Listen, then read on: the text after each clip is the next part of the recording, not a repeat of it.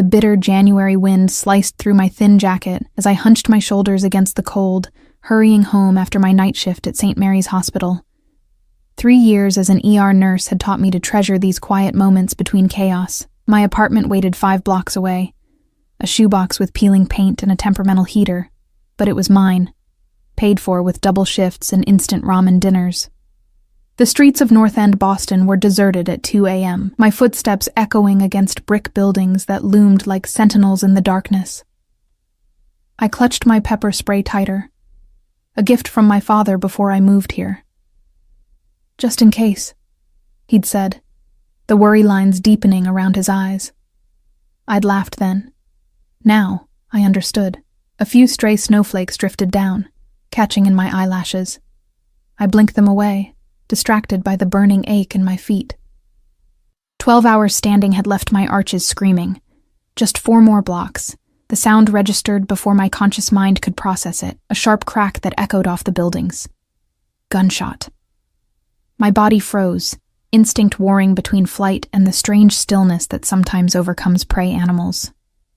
3 more shots followed, rapid fire from the alley ahead. I should run. Call 911, hide. Any of these would be the rational response. Instead, I moved forward, my training overriding self-preservation. Someone could be bleeding out. Brain tissue degrades after 4 minutes without oxygen. Golden hour. The medical facts flashed through my mind, pushing me toward the mouth of the alley rather than away. "Hello?" My voice sounded small against the vastness of the night. "Is anyone hurt?" The alley reeked of garbage and something metallic. Blood. My phone's flashlight illuminated a scene from a nightmare. 2 bodies sprawled face down on the wet pavement, dark liquid pooling beneath them, and a third man, leaning heavily against the brick wall, one hand pressed to his side. His head snapped up at my approach, eyes glittering in the darkness like those of a cornered animal. "Stay back." His voice was soft, but carried an unmistakable command. Not the panicked tone of a victim, but something else entirely. I should have listened. Something about him radiated danger. The way he held himself despite the wound, the expensive cut of his coat now torn and blood-soaked, the calculation behind his gaze as he assessed me.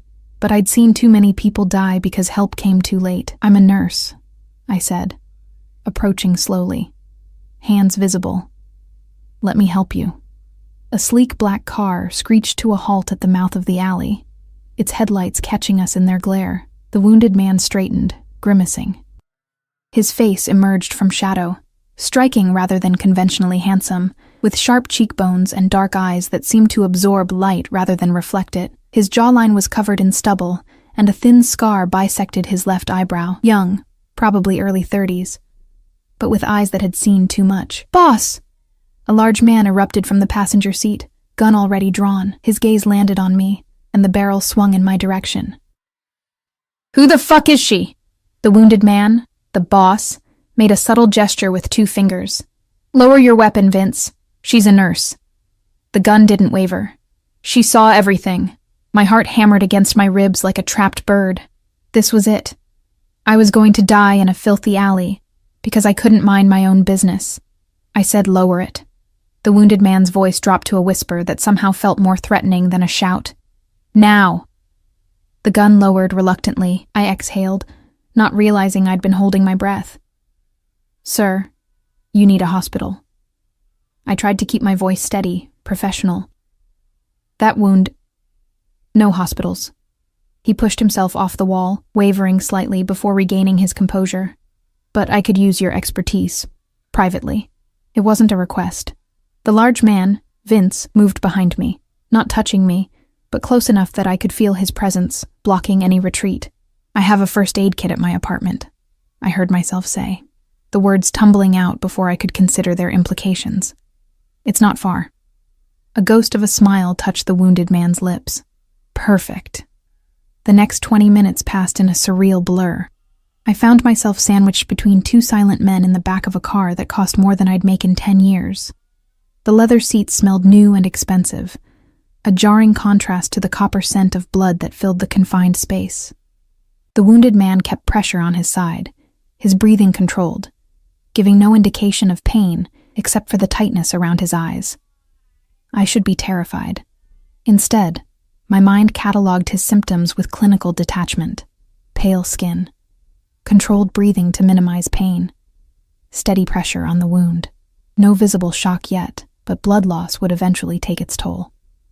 "Turn left here," I directed the driver as we approached my street. The brick building with the fire escape. As the car pulled to the curb, I finally found my voice again. "Who are you people?" The wounded man turned those dark eyes on me. "Someone who now owes you a debt, Miss..." "Emma," I supplied automatically. "Emma Sullivan. Emma." He rolled my name in his mouth like he was tasting it. "I'm Nikolai, and I don't forget those who helped me." My apartment felt smaller than ever with 3 men inside it. I directed Nikolai to my bathroom, where the light was best. He shrugged off his coat with a controlled wince, then began unbuttoning his shirt. The fabric, once white, was now crimson along his left side. "Your men," I said, washing my hands thoroughly, falling back on procedure to keep panic at bay. "The ones in the alley, not your concern." Nikolai sat on the edge of my bathtub, his torso now bare. Despite the situation, I couldn't help noticing the lean muscle beneath tanned skin, marred by a patchwork of old scars. The newest addition was an angry furrow along his ribs where a bullet had grazed him. "You're lucky," I said, examining the wound. "It's not deep. No organ damage." "I'm always lucky." Something in his tone made me look up, finding his eyes fixed intently on my face, until tonight. Then I became fortunate. My cheeks warmed under his scrutiny. I focused on cleaning the wound, hyper-aware of how my fingers brushed against his skin. Vince loomed in the doorway, watchful, while the driver kept guard in my living room. "This will hurt," I warned, preparing to disinfect the wound. Nikolai didn't flinch as the antiseptic made contact. "I've had worse. I can tell." My eyes traced the map of violence written across his body. Knife wounds, burn marks, another bullet scar on his shoulder. "Are you always this observant, Emma Sullivan?" "Professional hazard," I replied, beginning to stitch the wound. My fingers worked automatically, muscle memory from countless procedures. Though I usually work on patients who tell me how they got injured. His lips quirked upward. "Would you believe I fell while renovating my kitchen?" "No." "Smart girl." His eyes never left my face as I worked. "Most people would have run when they heard gunshots. Most people haven't taken an oath to help others." The final stitch went in, neat and precise. I covered the wound with gauze and surgical tape. "Admirable," he murmured. "Dangerous, but admirable." My small first aid kit, assembled from hospital supplies I'd slowly collected, was now spread across my bathroom counter. As I cleaned up, Nikolai stood, testing his mobility with careful movements. "You should rest," I advised. "No strenuous activity for at least a week. The wound needs to be kept clean, and I know the drill." He buttoned a fresh shirt that Vince had brought from the car. "This isn't my first bullet wound." That statement should have terrified me. Instead, I felt a strange curiosity. "Who are you, really?" Nikolai considered me for a long moment, as if debating how much to reveal. "Someone with resources and enemies. Someone who can be a powerful friend. Or enemy," I ventured. His smile was razor sharp. "You'll never have to find out." He reached into his pocket and withdrew a sleek business card, blank except for a phone number embossed in silver. "If you ever need anything at all, call this number." I took the card, our fingers brushing. "I don't need anything. Everyone needs something, Emma." He turned to leave, then paused in my hallway. "My driver will remain outside tonight, for your protection." "That's not necessary." "It is." His tone brooked no argument. "You've seen my face. There could be repercussions." The implications hung in the air between us. I swallowed hard. "For how long?" "Until I'm certain you're safe." He reached out, his fingers ghosting along my cheek in a touch so light I might have imagined it. "Thank you for your assistance tonight, Emma Sullivan. We'll meet again soon." After they left, I double-locked my door with shaking hands. The reality of what had happened hit me all at once. I'd invited dangerous men into my home. I'd treated what was clearly a gunshot wound without reporting it. I'd become entangled in something dark and violent. Sleep evaded me that night. I sat by my window, watching the black car parked across the street until dawn painted the sky in watercolor hues of pink and gold. Only then did I drift into an uneasy slumber, Nikolai's final words echoing in my dreams. "We'll meet again soon." I woke to my phone's insistent buzz. Groggily, I checked the time. 2 p.m. I'd slept through my morning alarm, missing my shift at the hospital for the first time in 3 years. Panic shot through me as I scrolled through missed calls from the charge nurse. I was calling back when a knock at my door froze my finger above the screen. Through the peephole, I saw an unfamiliar man in a crisp black suit, holding a small package. "Ms. Sullivan?" he called through the door. "Delivery from Mr. Volkov, Nikolai Volkov." The name settled in my mind like a key finding its lock. I opened the door cautiously, chain still in place. "What is it?" "A gift." He extended the package, a sleek black box tied with silver ribbon. "And an invitation for dinner tonight. A car will collect you at 8. I didn't agree to dinner. The man's expression remained neutral. "Mr. Volkov said you might say that. He also said to remind you that you missed work today, and he's taken the liberty of speaking with your supervisor. Your shifts are covered for the week. Paid leave." My mouth fell open. He did what? 8 o'clock, Ms. Sullivan. He placed the box in my reluctant hands and retreated down the hallway. Inside the box lay a dress of midnight blue silk that would certainly cost several months of my salary, along with a handwritten note, a small token of appreciation. "I look forward to thanking you properly tonight. NV." As I set the note down, movement outside my window caught my attention. I parted the curtains and froze, my breath catching in my throat. The street below, normally busy with commuters at this hour, was lined with black cars.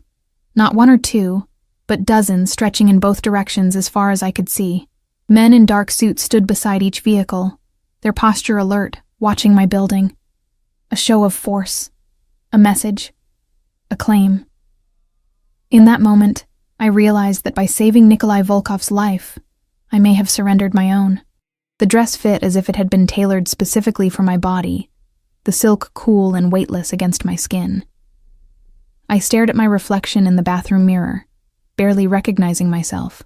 The woman who gazed back had my features but seemed like a stranger.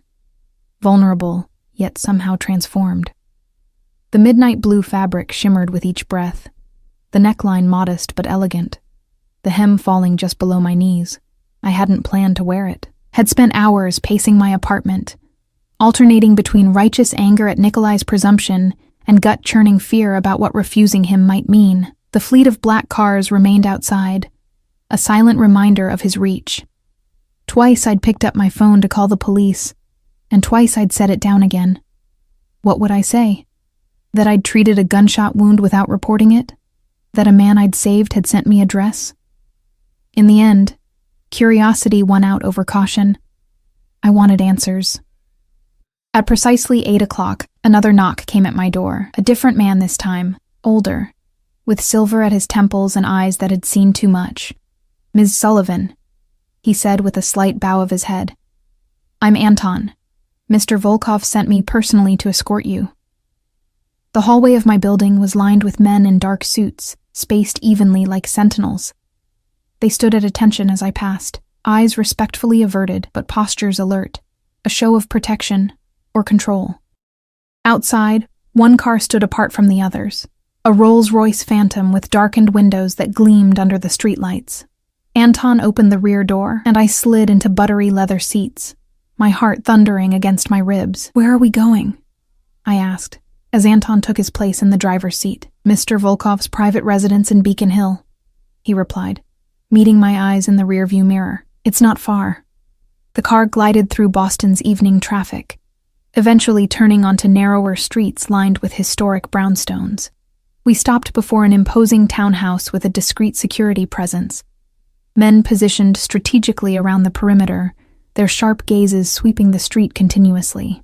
Anton led me to a door of dark mahogany, which opened before he could knock. A woman in her 50s with steel-gray hair pulled into a severe bun inclined her head. "Ms. Sullivan, welcome to Mr. Volkov's home. I'm Mrs. Petrov, the housekeeper." Her accent was Eastern European, her manner efficient but not unfriendly. "Please follow me." The interior took my breath away. Soaring ceilings, artwork that belonged in museums, furnishings that whispered old money and refined taste. Nothing ostentatious, just quiet luxury that made my apartment feel even shabbier in retrospect. Mrs.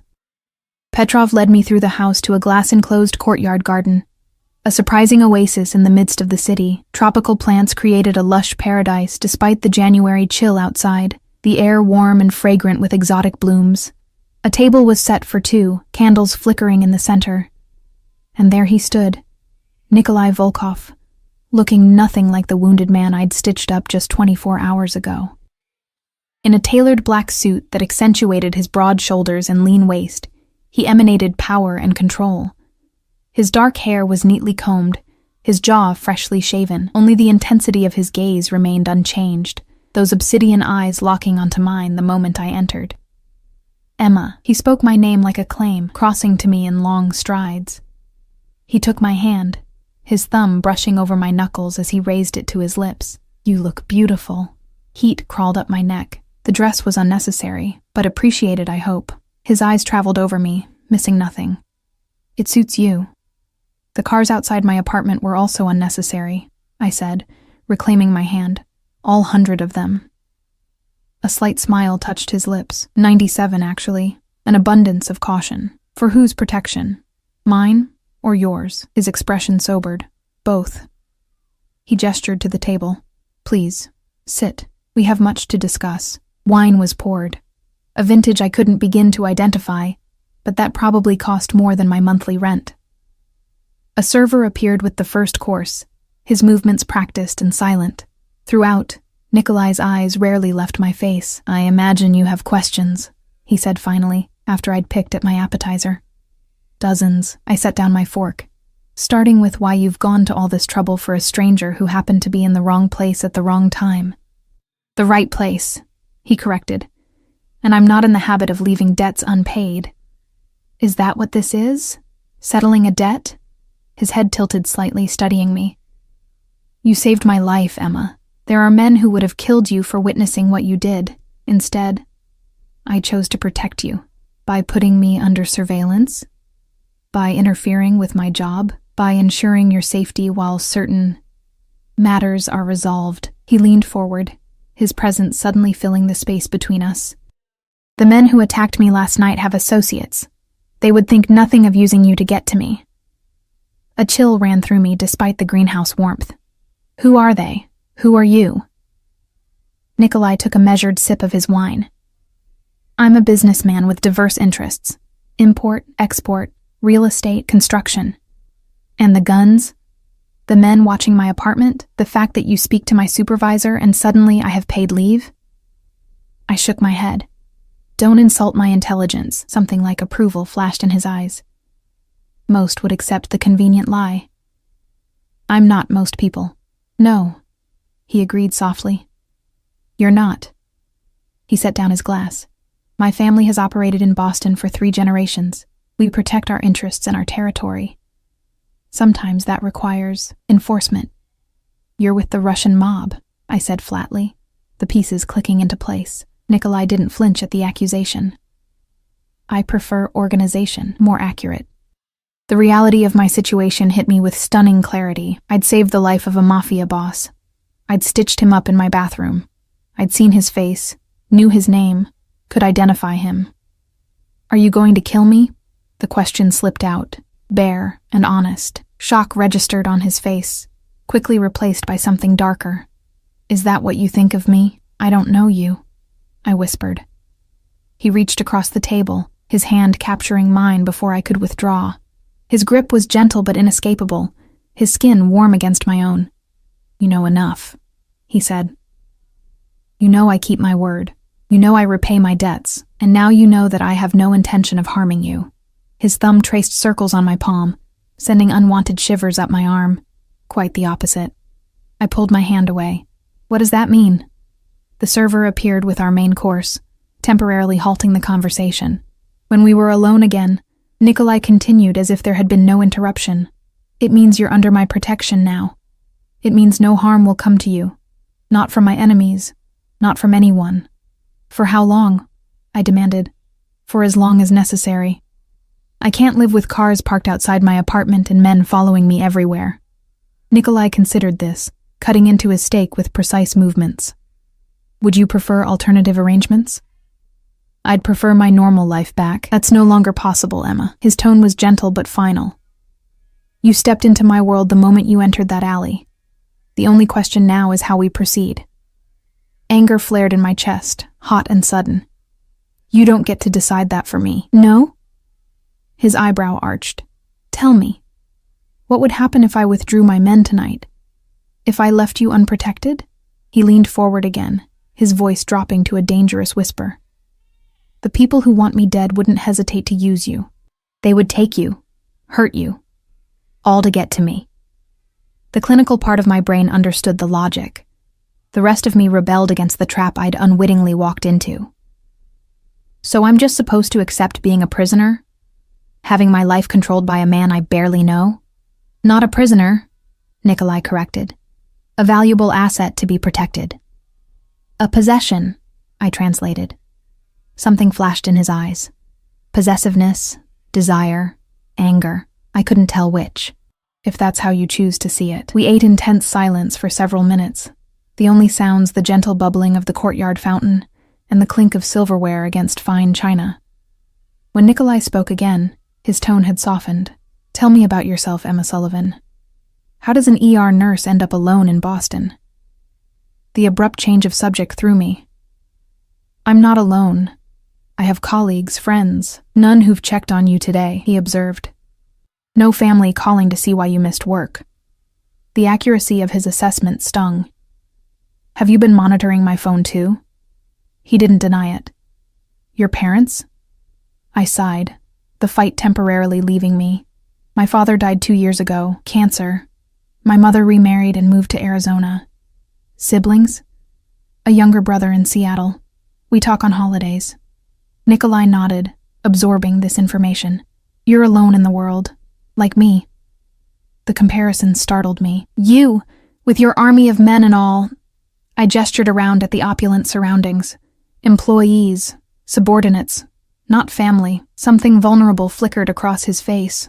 So quickly I might have imagined it. My parents were killed when I was 16. A rival organization. My uncle raised me to take over the family business. Despite myself, sympathy stirred in my chest. I'm sorry. It was a long time ago. His expression closed again, that momentary glimpse of humanity tucked safely away. The point is, I understand isolation. The difference is that I've chosen it.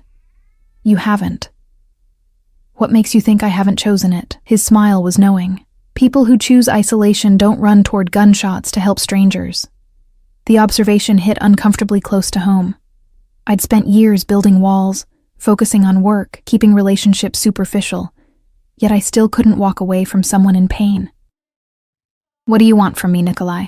I asked finally, exhaustion creeping into my voice. Really?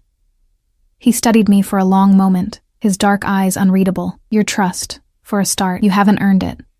Not yet, he acknowledged. But I will. The rest of dinner passed in a strange detente. Nikolai steered the conversation to safer topics. My work at the hospital, his travels around the world, books we'd both read. Despite everything, I found myself reluctantly engaged. He was intelligent, well-read, with a dry wit that occasionally surprised a laugh from me. In another context, I might have enjoyed his company. After dessert, he led me through the house to a room that had been converted into a private gallery. Paintings lined the walls, mostly Russian artists I didn't recognize, their work vibrant and emotionally charged. My one indulgence, Nikolai said, watching me examine a particularly striking landscape. Art speaks truths that words cannot. They're beautiful, I admitted. I wouldn't have expected. A criminal to appreciate beauty? His tone held no offense, only mild amusement. I don't know what I expected, I replied honestly. He moved closer, his presence a tangible force beside me. And now? I turned to face him, suddenly aware of how alone we were. The rest of the house seemed distant, the sounds muffled. Now I have more questions than answers. Ask me, he said simply. What happens tomorrow? And the day after that?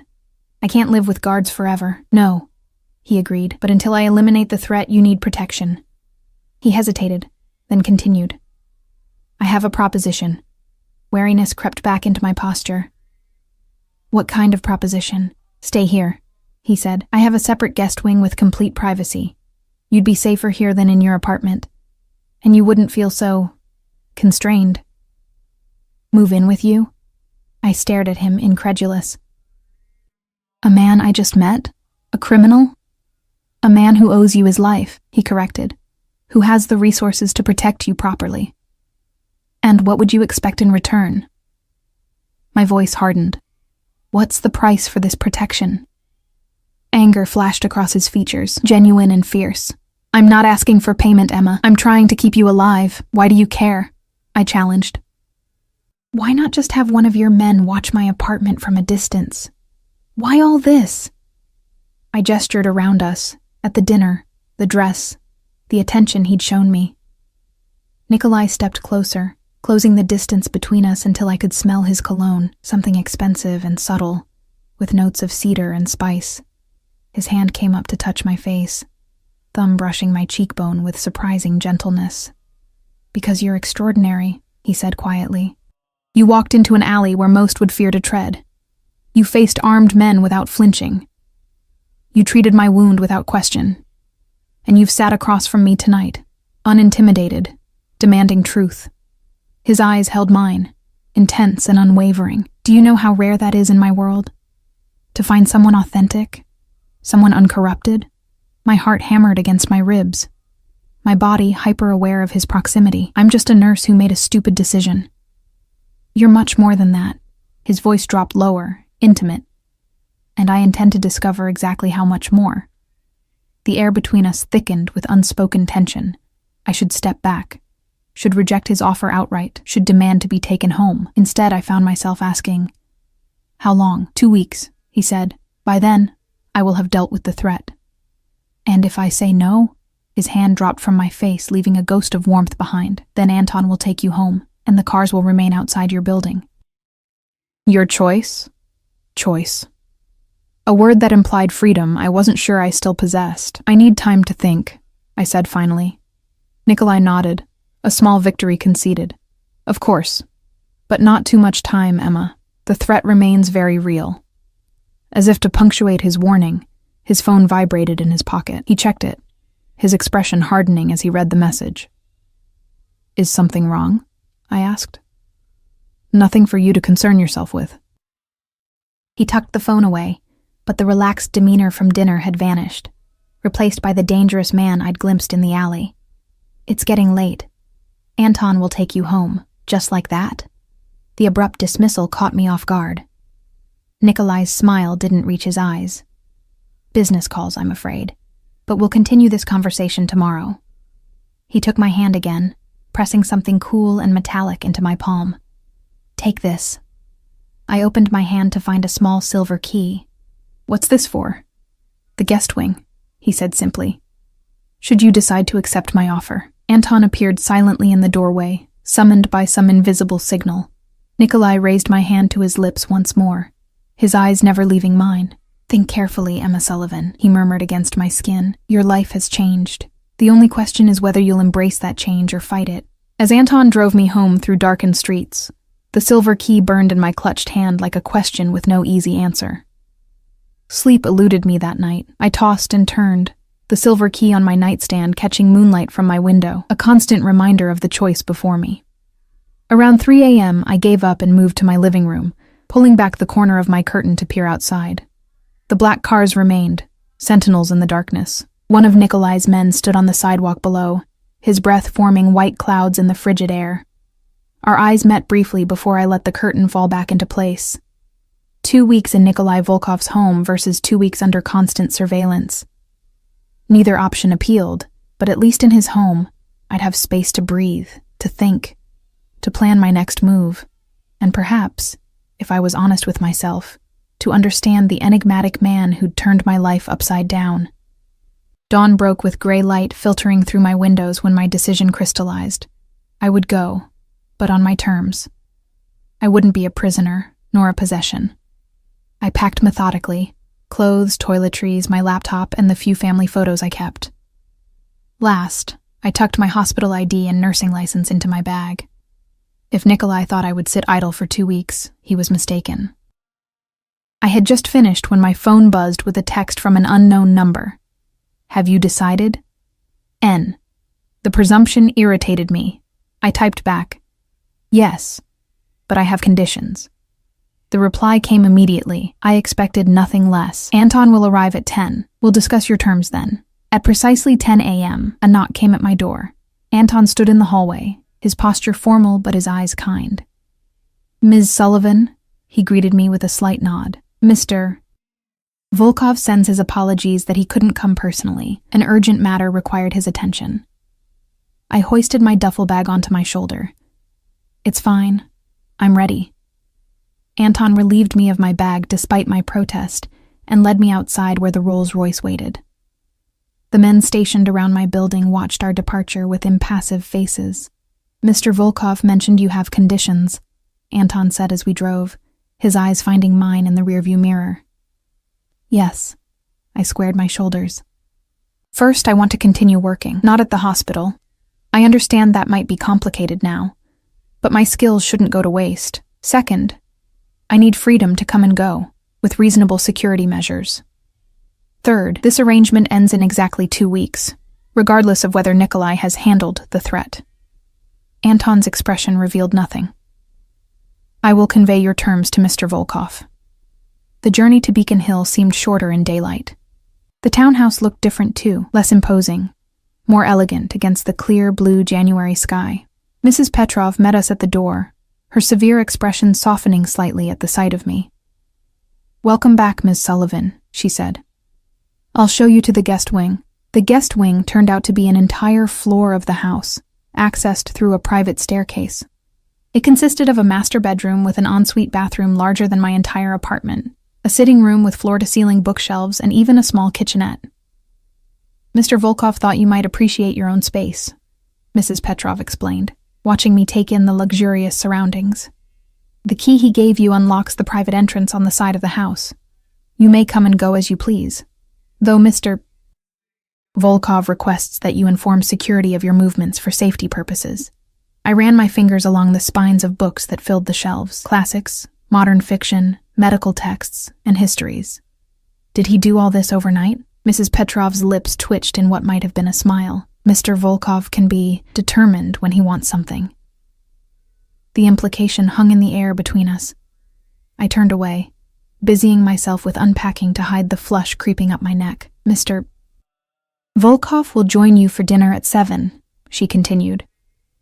"Until then, please make yourself comfortable. The house is at your disposal, though I would advise avoiding the East Wing. That's where business is conducted." After she left, I explored my new temporary home, marveling at the attention to detail. The bathroom was stocked with expensive toiletries and scents I favored. The refrigerator in the kitchenette held my preferred brand of yogurt and fresh fruit. Even the closet contained a selection of new clothes in my size, tags still attached, ranging from casual to formal. It was thoughtful and terrifying. How much did Nikolai know about me? How long had he been watching before our paths crossed in that alley? I spent the afternoon reading in the window seat of the sitting room, trying to ignore the growing tension in my shoulders as 7 o'clock approached. At 6:45, I changed into my own clothes, jeans and a simple blue sweater, deliberately avoiding the new garments Nikolai had provided. A soft knock came at my door precisely at 7. I opened it to find Nikolai standing there, looking more casual than I'd seen him before in dark jeans and a charcoal sweater that emphasized the breadth of his shoulders. His eyes took in my appearance, lingering on my decision to wear my own clothes, a smile tugging at the corner of his mouth. "I see you've settled in," he said by way of greeting. "The space is lovely," I acknowledged, though excessive. I prefer to exceed expectations rather than merely meet them. He offered his arm. "Shall we? Dinner is ready in the courtyard." I hesitated before placing my hand lightly on his forearm. The wool of his sweater felt soft beneath my fingers, and I could sense the hard muscle underneath. "Anton mentioned my conditions to you?" He did. Nikolai led me down the staircase toward the glass-enclosed courtyard that had impressed me the night before. And I agree to all three, with some caveats. What caveats? I asked warily. We entered the courtyard, where the table had been set for two again, though less formally than the previous night. The space felt different in daylight, the tropical plants casting dappled shadows, a small fountain providing gentle background music. Nikolai pulled out my chair, waiting until I was seated before taking his own place. Regarding work, I have a proposition. My organization maintains a private medical clinic for our people and their families. They could use someone with your expertise. My eyebrows shot up in surprise. You want me to work for the mob? I want you to help people who need medical care but can't always access traditional hospitals, he corrected. Many are immigrants without proper documentation. Others have reasons to avoid questions. All are under my protection. It wasn't what I'd expected. I could consider it. Good. He nodded to a server who brought our first course, a light salad with walnuts and goat cheese.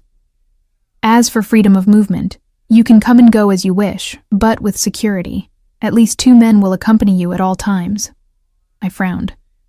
That's hardly inconspicuous. They can be discreet, Nikolai countered, and it's non-negotiable. The men who tried to kill me would not hesitate to use you as leverage. Who are they? I asked, pushing my salad around my plate. These enemies of yours? Nikolai's expression darkened. A rival organization from Providence. They've been trying to move into Boston for months. 2 nights ago, they made their boldest move yet. The ambush in the alley. He nodded. They had inside information, knew exactly where I would be. His jaw tightened. The traitor has been dealt with, but the threat remains. I set down my fork. Dealt with? You don't want those details, Emma. His voice was gentle but firm, a reminder of exactly who I was dining with. We ate in silence for a few minutes, the weight of unspoken realities between us. Finally, I voiced the question that had been plaguing me. Why me, Nikolai? Why all this attention? You could have had your men watch my apartment without all. I gestured around us. This. He set down his glass, studying me with those intense dark eyes. Do you believe in fate, Emma? The question caught me off guard. I believe in cause and effect. As do I. He leaned forward slightly, but sometimes effects seem disproportionate to their causes. You entered that alley. You saved my life. Those are the causes. But the effect... He paused, his gaze never leaving mine. The effect is that I haven't been able to think of anything but you since that moment. Heat rushed to my face. You don't know me. I know enough, he countered. I know you're compassionate enough to risk your life for a stranger. I know you're brave enough to stand your ground even when afraid. I know you're intelligent enough to understand exactly what situation you're in, yet principled enough to set conditions rather than simply comply. His voice dropped lower. I know your hands are steady under pressure and gentle when they need to be. I know your eyes change color depending on the light, sometimes gray, sometimes blue. My breath caught in my throat. The intensity of his attention was overwhelming, intoxicating in a way I wasn't prepared for. That's observation, not knowledge. Perhaps. His lips quirked in a half-smile. But I'd like the opportunity to gain the knowledge. The server returned to clear our plates and bring the main course, seared scallops with risotto. I used the interruption to gather my composure, unsettled by how Nikolai's words had affected me. And the third condition? I asked when we were alone again. 2 weeks? No extensions. Nikolai's expression grew serious. 2 weeks should be sufficient to neutralize the immediate threat, but your safety afterward cannot be guaranteed if you cut all ties with my organization. I'm not looking to join your organization, I said firmly. I'm not asking you to. He took a sip of his wine. But some level of ongoing protection would be prudent. We reached an impasse then, neither willing to concede further ground. Nikolai redirected the conversation to lighter topics, books from the shelf he thought I might enjoy, places in Boston he recommended visiting, with security, of course. Despite myself, I found the tension gradually easing from my shoulders. After dinner, he showed me more of the house, a music room with a grand piano, a library that made me catch my breath, a home theater with sumptuous leather seating. It was a beautiful prison, however gilded. Do you play? I asked, nodding toward the piano as we passed through the music room again. Poorly, Nikolai admitted with a rare self-deprecating smile. My mother insisted on lessons, but I lacked the patience. He ran his fingers lightly over the keys. Do you? A little. My father taught me. I sat at the bench, fingers finding the opening notes of a Chopin nocturne, muscle memory from childhood lessons taking over. I played hesitantly at first, then with more confidence as the familiar melody filled the room. When I finished, I looked up to find Nikolai watching me with an unguarded expression, something like wonder in his eyes. You continue to surprise me, Emma Sullivan, he said softly. Good, I replied. I'd hate to be predictable. His laugh was unexpected, rich and genuine. I don't think that's possible. He walked me back to the guest wing, pausing at the threshold. The clinic I mentioned. Would you like to see it tomorrow? It might help you decide. I considered my options. Spending the day alone in this beautiful cage versus doing something useful. Seeing more of Nikolai's world. Yes, I would. Excellent. He reached out, his fingers brushing a strand of hair from my face with exquisite gentleness. Sleep well, Emma. I stepped back, breaking the contact. Good night, Nikolai. Inside my rooms, I leaned against the closed door, heart racing inexplicably. The man was dangerous in ways that had nothing to do with his occupation, and everything to do with how he looked at me. Like I was precious, fascinating, worth pursuing. No one had ever looked at me that way before. The next morning, I woke to find a note slipped under my door. Car will be ready at 9 a.m. Dress comfortably. And I chose my own clothes again. Dark jeans, a sweater, and boots, a small assertion of independence. When I descended the main staircase, Nikolai was waiting in the foyer, speaking quietly with two men I hadn't seen before. All three looked up at my approach. Emma, Nikolai greeted me, something warming in his expression. Sleep well? Better than expected, I admitted. The bed in the guest wing had been ridiculously comfortable. Good. He introduced the two men, Mikhail and Sergei, explaining they would be my security detail when I wasn't with him personally. Both nodded respectfully, their eyes professionally assessing without being invasive. The clinic was located in South Boston, housed in what looked like an ordinary medical office building. Inside, however, was a fully equipped facility with examination rooms, a small surgical suite, and a pharmacy. A middle-aged woman with shrewd eyes and a no-nonsense demeanor was introduced as Dr. Ivanova. So you're the nurse Mr. Volkov has been talking about, she said, sizing me up with open curiosity. ER experience? 3 years at St. Mary's, I confirmed. She nodded approvingly. We could use someone with trauma experience. Most of what we see is routine, checkups, vaccinations, minor injuries, but occasionally we get something more serious. Ivanova showed me around the clinic, explaining their patient population, primarily Russian immigrants, family members of Nikolai's associates, and others who needed medical care without questions or documentation. The facility was surprisingly well equipped and scrupulously clean. We operate 3 days a week, she explained, sometimes more if there's an emergency. What happens during emergencies now? I asked. Dr. Ivanova's expression turned grim. We do what we can. Call in favors from doctors who owe Mr. Volkov. It's not ideal. I examined the surgical suite, noting the modern equipment and well-stocked supply cabinets. This is impressive. Mr. Volkov doesn't do things halfway. She replied with a knowing look. I was surprised to find myself considering the opportunity seriously. The work would be meaningful, the facility well-equipped. It wasn't what I had trained for, working for a criminal enterprise, but the patients themselves would be innocent people in need. After the tour, Nikolai was waiting in what served as an administrative office. What do you think? It's not what I expected, I admitted. It's actually impressive. Satisfaction flickered across his features. Does that mean you'll consider working here? I'm still thinking about it, I said cautiously. He nodded, accepting this without pressure. Hungry? There's a restaurant nearby that serves excellent borscht.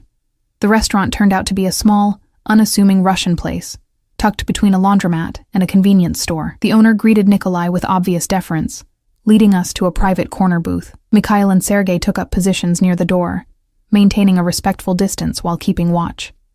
"Do you trust my recommendation?" Nikolai asked after we were seated. "For food? I suppose." He ordered for both of us in rapid Russian, the owner nodding enthusiastically before hurrying away. When we were alone, Nikolai leaned back, studying me with undisguised interest. "What did you really think of the clinic?" I considered my answer carefully. "It's doing good work for people who need it. But I'm uncomfortable with where the funding comes from." Rather than being offended, he seemed to appreciate my honesty. "The world isn't black and white, Emma. My organization provides security, employment, and protection for hundreds of families. Yes, some of our activities fall outside the law, but not all laws are just. That's a convenient rationalization," I pointed out, "but not an untrue one." He leaned forward. "The clinic helps people who would otherwise suffer. Does it matter where the money comes from if the outcome is positive? Intent matters," I insisted. "Means matter, not just ends." His smile was appreciative rather than mocking. A moral philosopher as well as a healer. "You continue to fascinate me, Emma Sullivan." The food arrived, hearty borscht with sour cream, followed by beef stroganoff that melted in my mouth. We ate in companionable silence for a while, before Nikolai spoke again. "I have business to attend to this afternoon," he said. "Would you like to return to the house, or is there somewhere else you'd prefer to go?" The unexpected freedom of choice caught me off guard. I'd like to visit the Boston Public Library, actually. I've been meaning to go for months. If my request surprised him, he didn't show it. "Of course. Mikhail and Sergei will accompany you. Take as long as you like." The library visit was surreal. Browsing ancient manuscripts and rare books while two intimidating men in dark suits maintained a discreet perimeter around me, yet I found myself relaxing into the strange new normal of my life. Even exchanging a few words with Sergei about a Russian novel I'd noticed on the shelves in Nikolai's house. When we returned to the townhouse late that afternoon, Mrs. Petrov informed me that Nikolai would be occupied with business until late, and had asked to reschedule our dinner for the following night. A strange mix of disappointment and relief washed over me. Relief at having space to process the day's experiences, disappointment at not seeing him again. I spent the evening exploring the books in my sitting room, finally falling asleep in the window seat, with a volume of Russian poetry in my lap. I woke disoriented, sometime after midnight, to find a soft blanket draped over me that hadn't been there before. On the table beside me sat a glass of water and another of Nikolai's handwritten notes. "Sweet dreams, Emma. I look forward to continuing our conversations tomorrow. N." The realization that he had been in the room while I slept should have disturbed me more than it did. Instead, I found myself tracing his handwriting with my fingertips, wondering about the man behind the careful script. A man capable of violence and tenderness in equal measure, a contradiction I was increasingly drawn to despite my better judgment. Days blended into one another as I settled into an unexpected rhythm in Nikolai's world. I began working at the clinic 3 mornings a week, finding purpose in helping patients who had nowhere else to turn. Dr.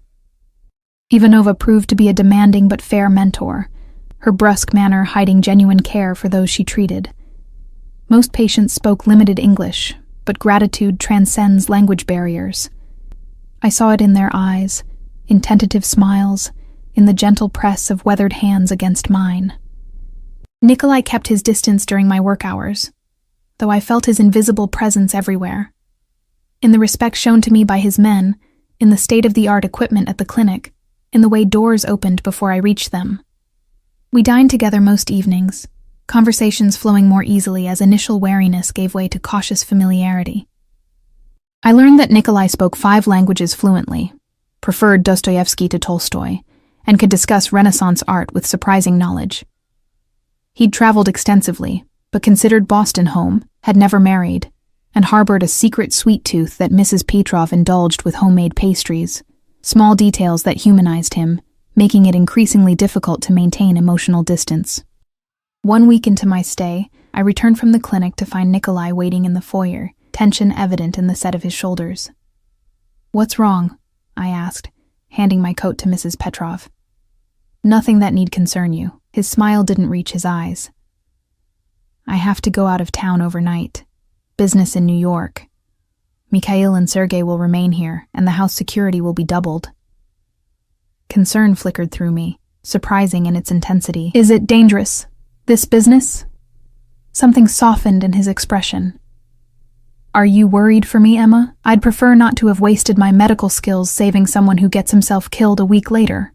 I deflected, not ready to examine the true nature of my concern. His laugh was genuine, breaking through the tension. I'll bear that in mind. I've left something for you in the library. Second shelf from the fireplace. It might interest you.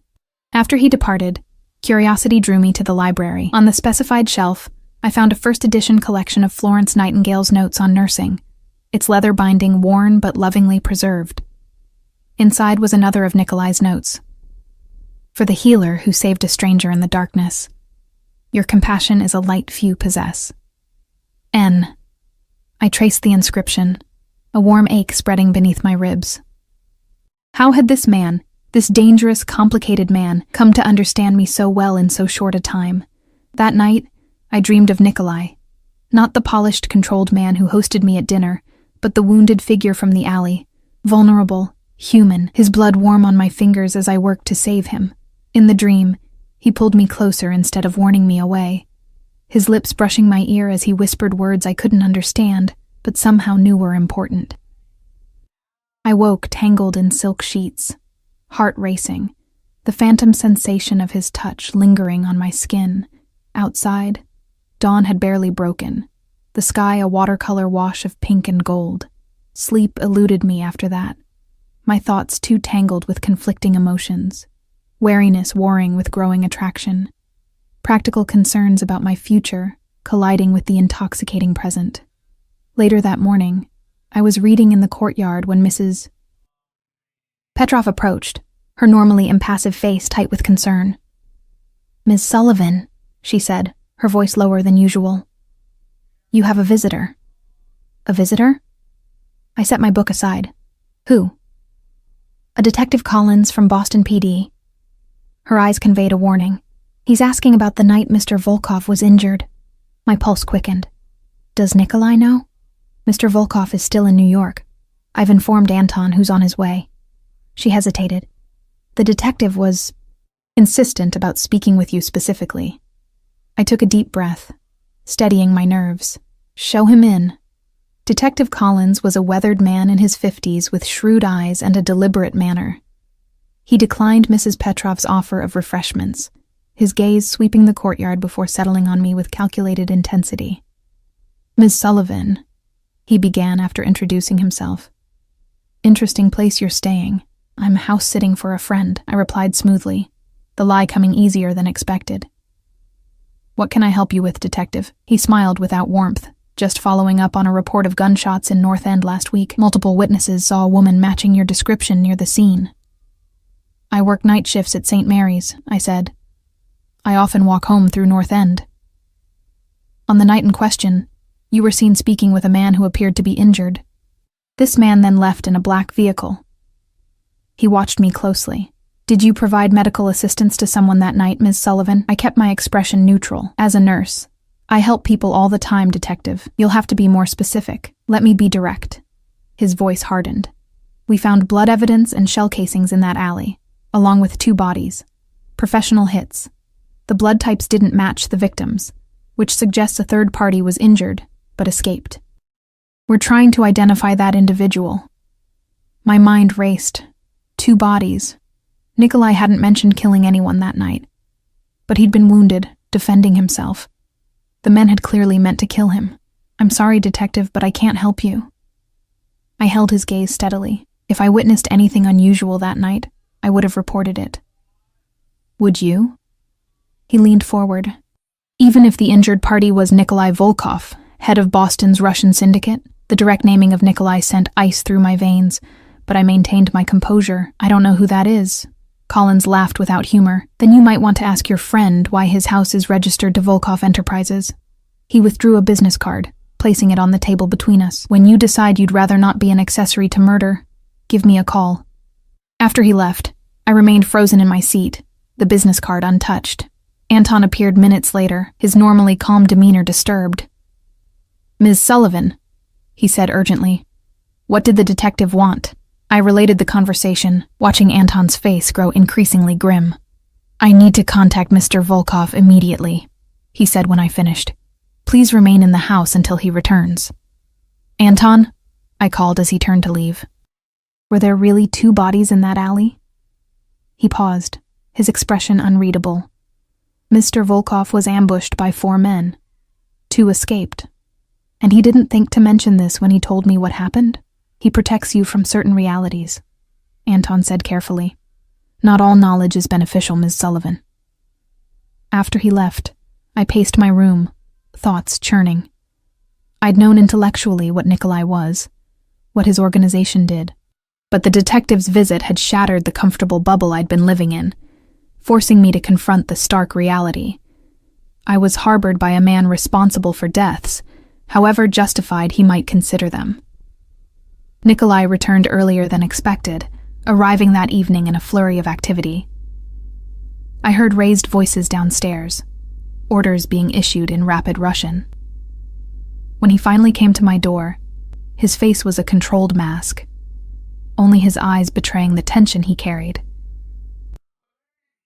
Emma, he said, his voice gentle despite everything else. Are you all right? Am I all right? I repeated incredulously. A detective showed up asking about bodies in an alley, Nikolai. Bodies you never mentioned. He stepped inside, closing the door behind him. I didn't want to burden you with those details. Burden me? I stood my ground as he moved closer. Or protect yourself. Both, he admitted, surprising me with his honesty. Would it have changed your decision to help me if you'd known I'd killed those men? The question hung between us, weighted with implications. They were trying to kill you, I said finally. I understand self-defense. Relief flickered across his features. The detective, Collins, he's been investigating my organization for years. This is the closest he's come to connecting me directly to anything because of me, I realized aloud. Nikolai nodded grimly, which is why we need to be more careful now. I've arranged for a different security team for the clinic. Mikhail and Sergei are too recognizable as my men. Is that all you're worried about? I asked, disbelief coloring my tone. Your security arrangements? He closed the distance between us, his hands coming up to frame my face with surprising gentleness. No, Emma, I'm worried about you. About what happens when you realize exactly what kind of man I am and decide you want nothing more to do with me. The raw vulnerability in his voice caught me off guard. His thumbs traced my cheekbones, his dark eyes searching mine. I've tried to keep the darker aspects of my world away from you. Perhaps that was a mistake. I'm not naive, Nikolai. I know what you do. Do you? He stepped back, creating distance between us. I've killed men, Emma. Not just those in the alley. I've ordered others killed. I control gambling, protection rackets, smuggling operations across the Northeast. The clinic you admire? Funded by activities you would find reprehensible. His brutal honesty left me speechless. This was the reality I'd been avoiding since the moment I stepped into that alley. The truth behind the elegant man who quoted Dostoevsky over dinner. Why are you telling me this now? I finally asked. Because Collins won't stop, Nikolai said quietly. He'll dig until he finds enough to arrest you as an accessory. The only way to protect you may be to send you away. Far from Boston. Far from me. Send me away? The prospect shouldn't have filled me with the dread it did. What happened to 2 weeks? That was before Collins connected you to me. His expression darkened. The detective is the least of our concerns. If my enemies learn of your importance to me... Importance?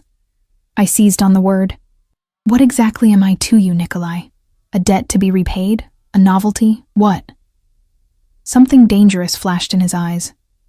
In 2 strides he was before me again, one hand sliding into my hair, the other at the small of my back, pulling me against him. You want to know what you are to me, Emma Sullivan.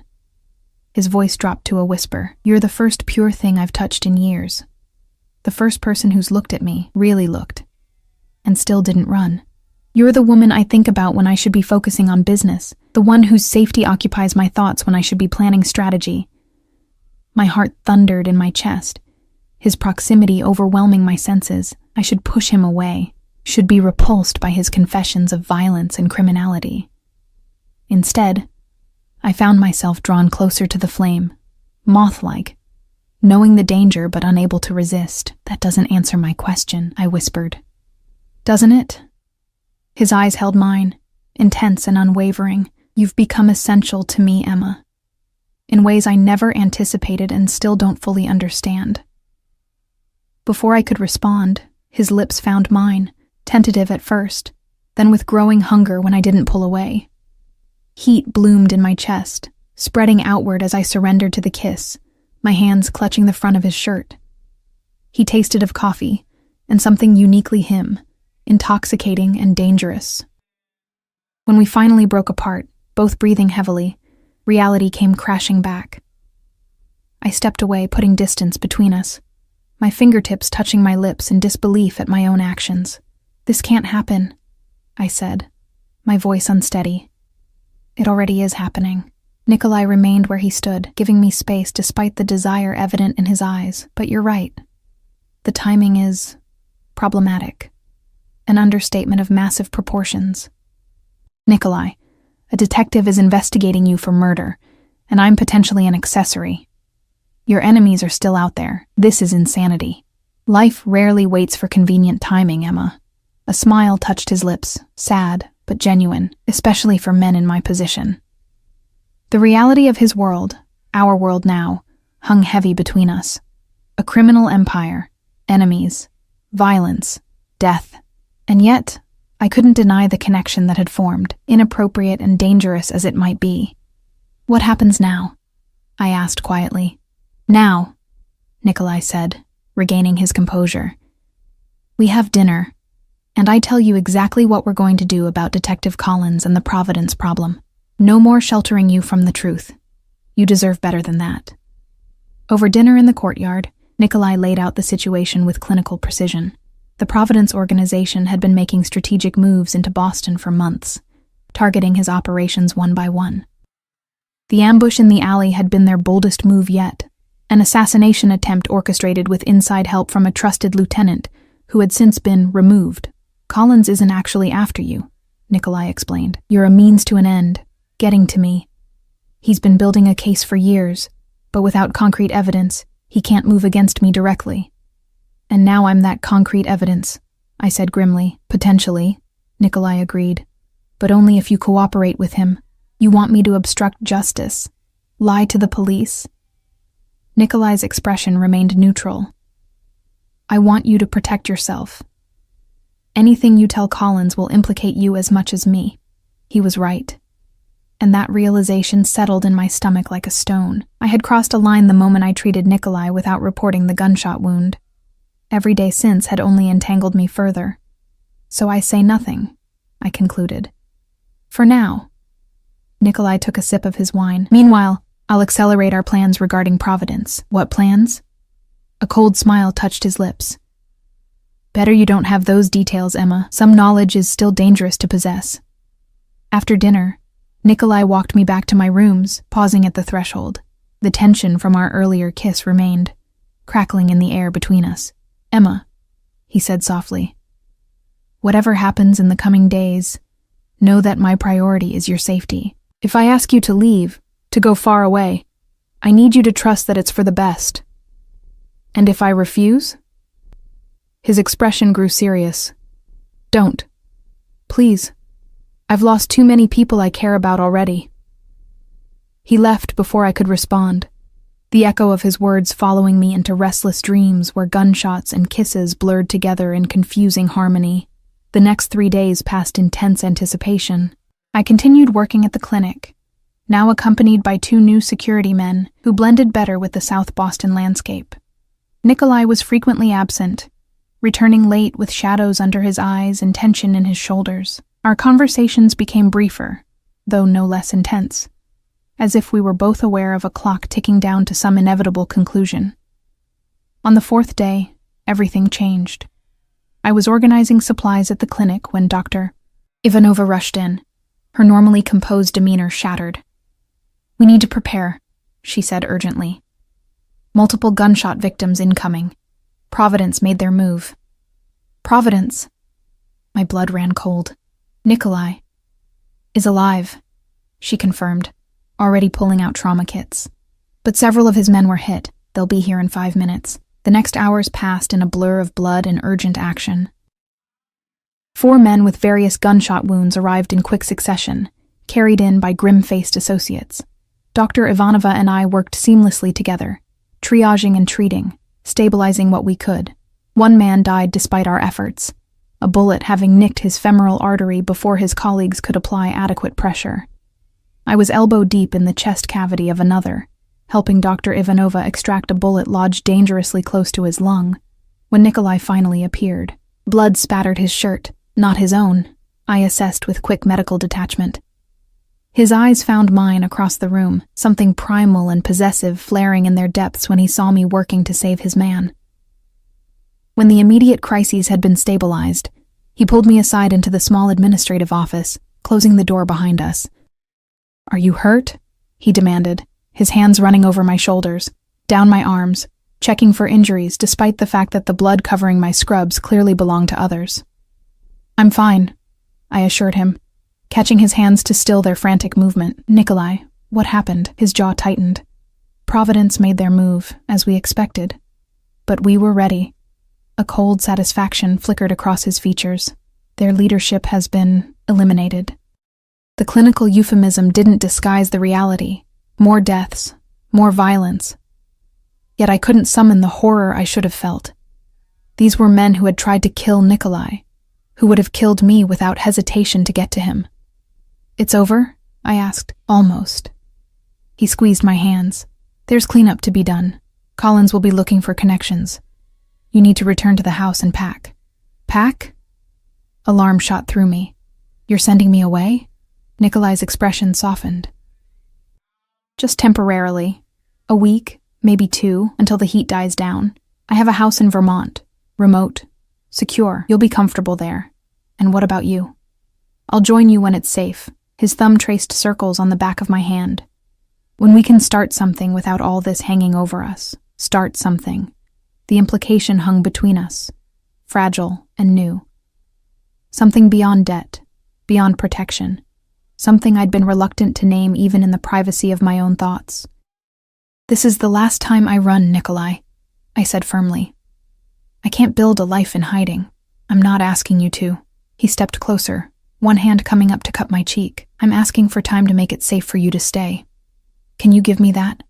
In that moment, covered in the blood of his men, standing in a clinic funded by his criminal empire, I should have felt revulsion.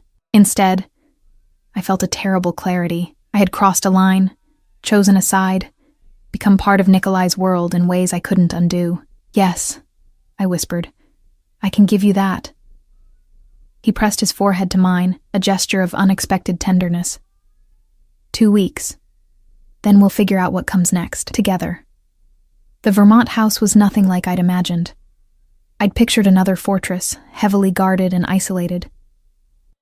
Instead, I found myself in a charming timber frame cottage nestled among pine trees, overlooking a small, private lake. The nearest neighbor was miles away, but the isolation felt peaceful rather than threatening. 2 security men, Dmitri and Pavel, maintained a discreet presence in a separate guest house, giving me the illusion of solitude while ensuring my protection. Inside, the cottage was a study in rustic comfort. Stone fireplace, plush furniture, walls lined with books and vintage photographs of the surrounding wilderness. No opulence here, just thoughtful simplicity. It felt more genuinely Nikolai than the Boston townhouse had. A place where he could shed the trappings of his position and simply exist. I spent my first days exploring the surrounding woods, wrapped in the heavy coat Nikolai had insisted I take. October in Vermont painted the landscape in fiery oranges and golds, a stark contrast to Boston's urban palette. At night, I built fires in the massive stone hearth and read from Nikolai's eclectic library, trying not to count the hours until he might join me. Daily calls from Nikolai were my only connection to the outside world. He spoke carefully, avoiding specifics about the cleanup in Boston, focusing instead on when he might join me. The caution in his voice told me more than his words. Collins was still a threat, the Providence situation more complex than he'd let on. On the 5th night, I was awakened by the sound of tires on the gravel driveway. I peered through the window to see a familiar black Escalade, my heart leaping before reason could temper it. Dmitri emerged from the guest house, weapon visible at his side as he approached the vehicle.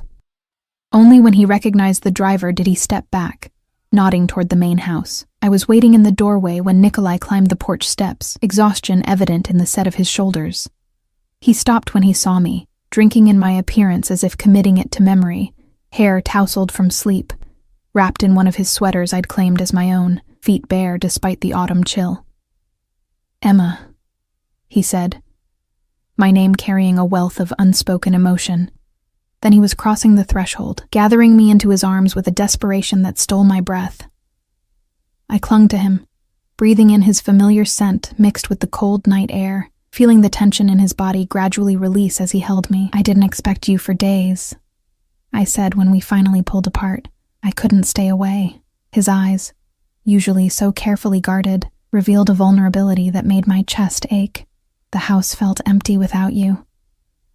He followed me into the living room, where embers still glowed in the fireplace. I added logs while he shed his coat, revealing a holstered gun that he removed and placed on a high shelf, out of reach but accessible if needed. The reminder of his dangerous life landed like a stone in my stomach. "What's happened in Boston?" I asked, curling into the corner of the sofa as he poured himself a measure of whiskey from a crystal decanter. Nikolai sat heavily beside me, fatigue etched in the lines of his face. "Collins is still investigating, but the evidence from the alley has mysteriously disappeared from police custody. Without it, he has nothing connecting either of us to the scene. And Providence? Their leadership has been replaced."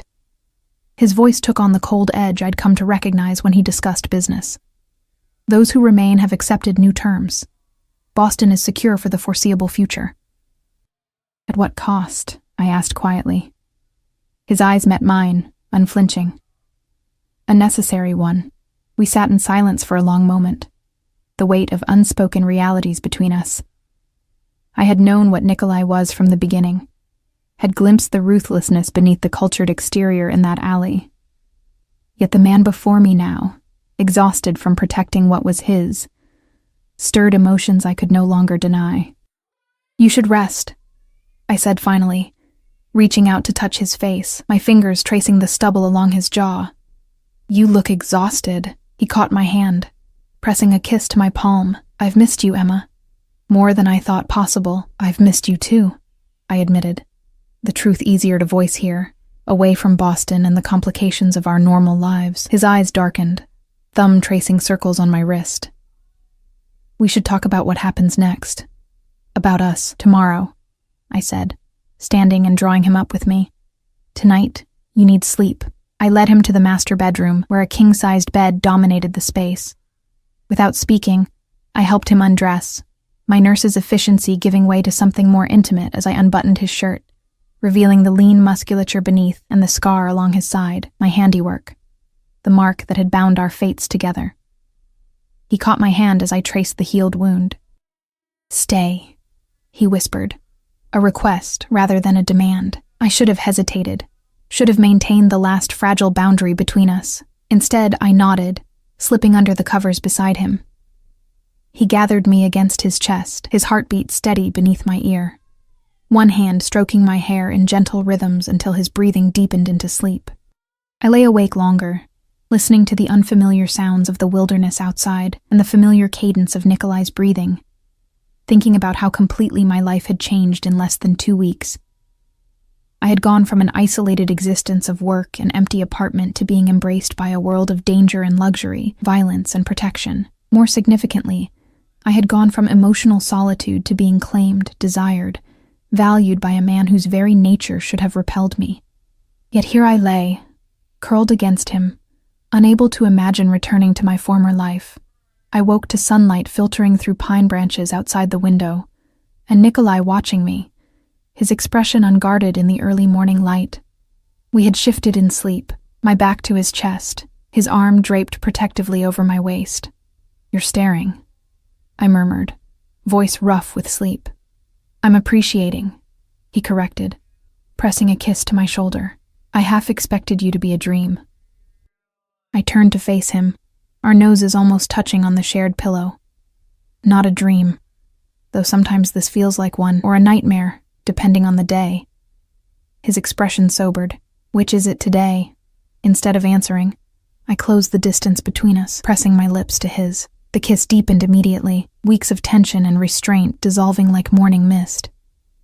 His hands tangled in my hair, body shifting to cover mine, the weight of him both thrilling and grounding. "Emma?" He breathed against my lips, a question in her name. "Yes," I answered, arching into him. "Yes, Nikolai." What followed was both revelation and recognition, as if our bodies had known each other before our minds acknowledged the connection. His touch was reverent yet possessive, claiming me with a thoroughness that left no doubt about his feelings. I matched his intensity, marking his skin with my nails, claiming him in return. After, as sunlight climbed higher in the sky, we lay tangled together, my head on his chest while his fingers traced lazy patterns on my bare back. "I've never brought anyone here before," he said quietly. "This place has always been just mine, my escape." I raised my head to look at him. "Why bring me then?" "Because you've become essential, Emma." His dark eyes held mine, intense and unwavering. "Because the thought of you not being in my life is unacceptable." "I'm not sure that's a healthy perspective," I said, though my heart raced at his words. A smile touched his lips. "Probably not. But it's the truth." His expression grew serious again. "Which brings us to what happens next." I sat up, pulling the sheet around me as I faced him. "You said 2 weeks. It's been less than 1. Plans change." Nikolai propped himself up on his elbows. "Collins is more persistent than anticipated. He's been questioning everyone connected to the clinic, looking for links to me." Alarm shot through me. "Dr. Ivanova is well protected," he assured me. "But the scrutiny makes your return to Boston complicated. At least for now. So, what are you suggesting? That I stay here indefinitely, become a hermit in Vermont while you run your empire in Boston?" I couldn't keep the edge from my voice. "That's not a life, Nikolai. That's exile." He sat up fully, taking my hands in his. "I'm suggesting alternatives. I have properties in other cities, New York, Miami, Chicago. Places where you could build a new life with less scrutiny. I would visit as often as business allows." "A kept woman," I said flatly. "Living on your money in your houses, waiting for you to find time for me between criminal enterprises." Anger flashed in his eyes. "That's not what I'm offering, and you know it." "Then what are you offering?" "Because I won't live in hiding, Nikolai. I won't give up my career, my independence, to be an accessory in your life." He released my hands, running his fingers through his hair in frustration. "What would you have me do, Emma? Abandon everything I've built? The organization doesn't just disappear if I walk away. Hundreds of people depend on me. Families, communities." "I'm not asking you to abandon anything," I said more gently. "I'm asking for honesty about what's possible between us. About whether there's a future where I'm more than a complication you need to protect." Nikolai's expression softened. He reached out, tucking a strand of hair behind my ear with surprising tenderness. "You've never been just a complication, Emma. From the moment you walked into that alley, you've been..." He paused, searching for words. "A light I didn't know I was seeking." The raw emotion in his voice stole my breath. "Then help me find a way forward," I whispered. "One where we both get to live, not just exist." He was quiet for a long moment, thinking. "There may be a way," he said finally, "but it would require patience and trust." "I'm listening." "I've been considering a shift in our operations for some time," he explained. "Moving away from certain, less legitimate enterprises toward those that can operate in the open. Real estate development, import, export of legal goods. The clinic could become a proper community health center." Hope flickered in my chest. "A legitimate business empire." "It wouldn't happen overnight," he cautioned. "And some aspects of what we do will always operate in gray areas. But yes, a transition toward legitimacy, one that would eventually allow us both to live more conventionally." "How long?" I asked. "A year, maybe 2, to make significant progress." His eyes held mine, serious and intent. "During that time, You could establish yourself elsewhere. Perhaps with one of the hospital systems I have connections with in Providence or Hartford, close enough to see each other regularly, far enough to avoid Collins's scrutiny. It wasn't perfect. It meant more separation, more waiting, but it also offered a path forward, a potential future where Nikolai and I could build something real together, without constant threats hanging over us. You'd really do that? I asked. Change your entire business model? For you? He smiled, a genuine warmth that transformed his features. I've been considering it anyway. The world is changing, Emma. Old methods aren't as viable as they once were. You're simply providing additional motivation to accelerate plans already in motion. I leaned forward, resting my forehead against his. 2 years, I said, with regular visits, and complete honesty between us. No more sheltering me from certain realities. Agreed, he said, his arms encircling me, though I reserve the right to protect you from physical danger, as long as I reserve the right to make my own decisions about acceptable risks. I pulled back to look at him. I'm not fragile, Nikolai. I don't need to be kept in a gilded cage. No, he agreed, his eyes warm with admiration. You're the woman who walks into alleys to save strangers. Fragile is the last word I'd use to describe you. We sealed our agreement with a kiss that felt like a promise, of challenges ahead, but also of unwavering commitment to finding our way through them together. The next week passed in a bubble of temporary peace, walks around the lake, evenings by the fire, nights wrapped in each other's arms. We talked endlessly, planning our separate but connected futures. Imagining the day when separation would no longer be necessary, Nikolai made calls daily, setting pieces in motion for the transformation of his organization, while I researched hospitals in Hartford that might benefit from an experienced trauma nurse. Reality intruded eventually, as it always must. A call from Anton brought news that Collins had obtained a warrant to search the clinic. It was time for Nikolai to return to Boston. Come with me, he said, as we stood beside his Escalade on our last morning together, just to pack your things. Then Anton will drive you to Hartford to look at apartments. Is it safe? I asked, searching his face for the truth. I wouldn't suggest it otherwise. He tucked a strand of hair behind my ear. Collins has nothing concrete. The warrant is a fishing expedition. I nodded, making my decision. I'll come, but only to say goodbye to the clinic staff and get my things. Then Hartford.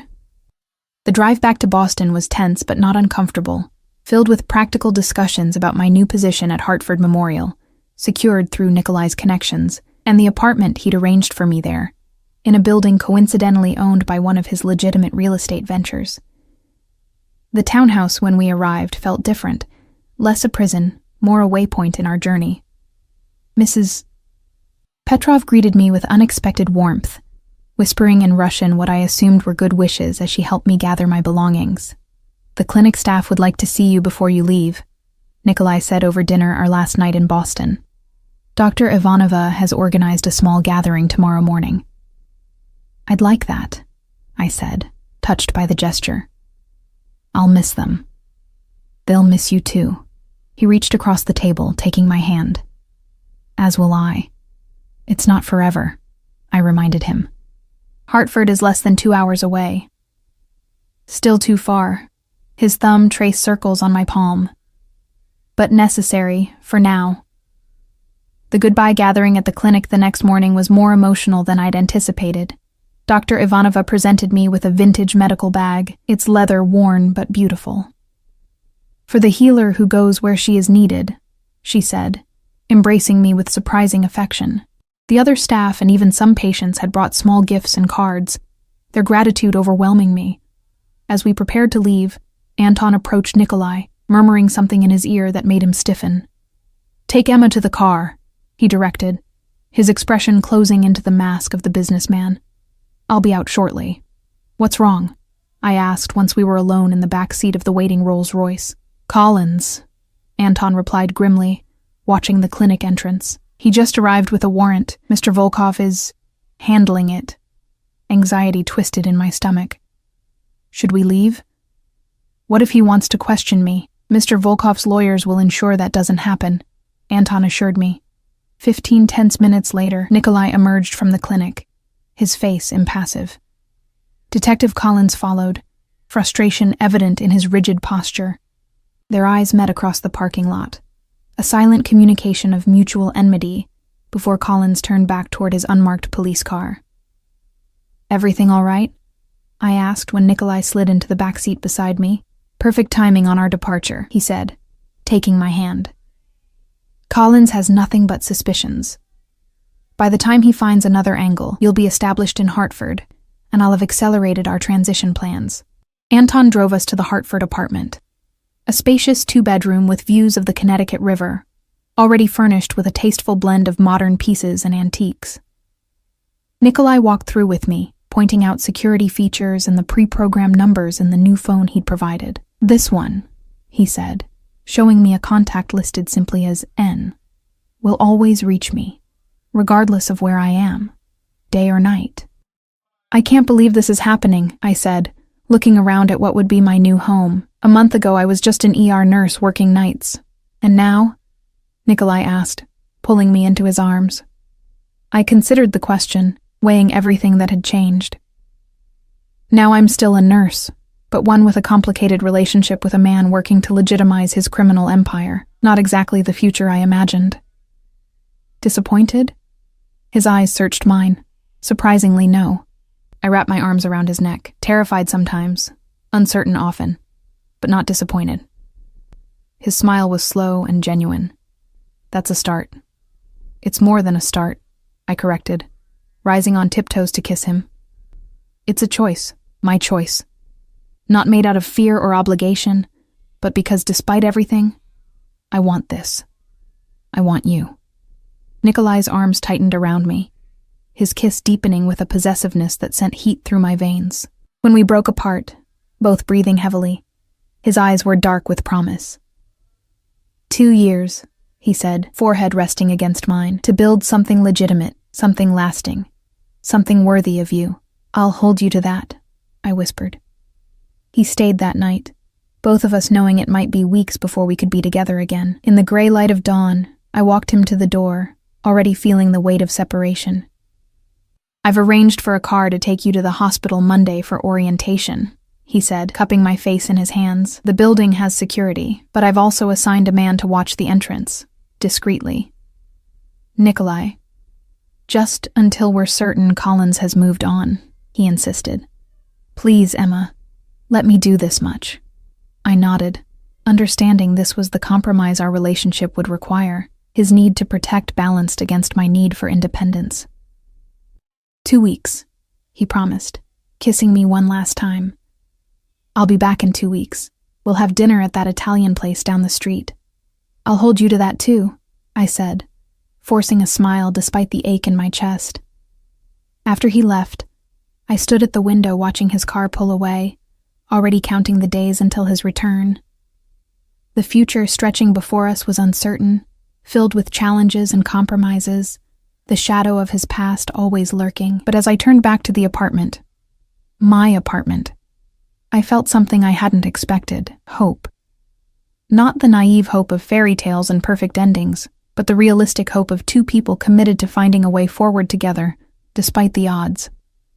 Nikolai was right. I had stepped into his world the moment I entered that alley, but he had also stepped into mine, a world where healing mattered more than power, where compassion wasn't weakness, but strength. I unpacked my few belongings, placing the vintage medical bag Dr. Ivanova had given me on my new desk. Inside, I found one of Nikolai's handwritten notes tucked among the instruments, for the woman who saved more than my life. The journey ahead is ours to create together. With all that I am, N. Outside my window, the Connecticut River flowed steadily toward the sea, a reminder that all things change, all things move forward. Even a nurse who saved a stranger from gunfire. Even a man whose power was built on fear, but whose heart was capable of love. I placed the note beside my bed and began to build my new life, one that would, in time, merge with Nikolai's into something neither of us could have imagined alone, something imperfect, but real, something ours,